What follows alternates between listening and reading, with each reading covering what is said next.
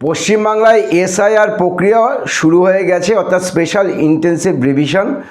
Voter লিস্টে যাতে ভুয়ো ভোটার না থাকে, এটাই নির্বাচন কমিশনের উদ্দেশ্য। 2026-এর মার্চ মাসে কিন্তু পশ্চিমবাংলার বিধানসভা নির্বাচনের নিঘণ্ট ঘোষণা করবার সময়। তাহলে এই সংক্ষিপ্ত পরিসরের মধ্যে কি এই এসআইআর সার্থকভাবে রূপায়িত হবে? কারণ 2002-এ ভোটার লিস্ট সংশোধনের কাজ করতে প্রায় 1.5 থেকে 2 বছর সময় নিয়েছিল। এক্ষেত্রেই প্রশ্ন জাগে যে এত তাড়াতাড়ি করে ভোটার লিস্টকে সংশোধন করতে গিয়ে কতজনের ভোটার লিস্ট থেকে নাম বাদ যেতে পারে, সে বিষয়ে যথেষ্ট সন্দেহের অবকাশ আছে। উদ্দেশ্যটা কি? বলা হচ্ছে রাজনৈতিক ষড়যন্ত্র। কেন বলা হচ্ছে? কারণ বাংলাদেশ সীমান্তবর্তী যে রাজ্যগুলো আছে, পশ্চিমবাংলা ছাড়া ত্রিপুরা, আসাম, মিজোরাম, মেঘালয়, একটা জায়গাতেও কিন্তু এসআইআর চালু হচ্ছে না। কিছুদিন আগে আসামে রোহিঙ্গা ধরা পড়েছে। তাহলে কি অনুপ্রবেশ কেবলমাত্র পশ্চিমবাংলায় ঘটে? ত্রিপুরা, আসাম, মিজোরাম, মেঘালয় এগুলো দিয়ে কি অনুপ্রবেশ ঘটে না?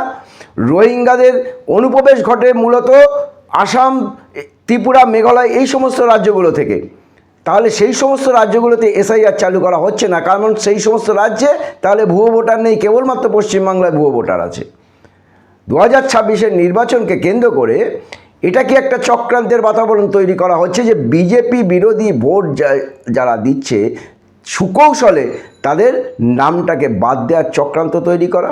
আর সেই চক্রান্ত যদি হয়, তাহলে আমাদের মাননীয় মুখ্যমন্ত্রী কিন্তু ঘোষণা করেছেন যে একজন বৈধ ভোটারের নাম যদি ভোটার লিস্ট থেকে বাদ যায়, তাহলে কিন্তু দিল্লিতে আমরা গিয়ে আন্দোলন করব। সুতরাং আমাদের প্রত্যেককেই সজাগ, সতর্ক থাকতে হবে, যাতে কোনো রকম রাজনৈতিক অভিসন্ধি এসআইআরে প্রয়োগ করে বিজেপি বিরোধী শক্তিকে খর্ব করবার চেষ্টা না করতে পারে, সেই দিকে আমরা যেন সদা সর্বদা সতর্ক থাকি।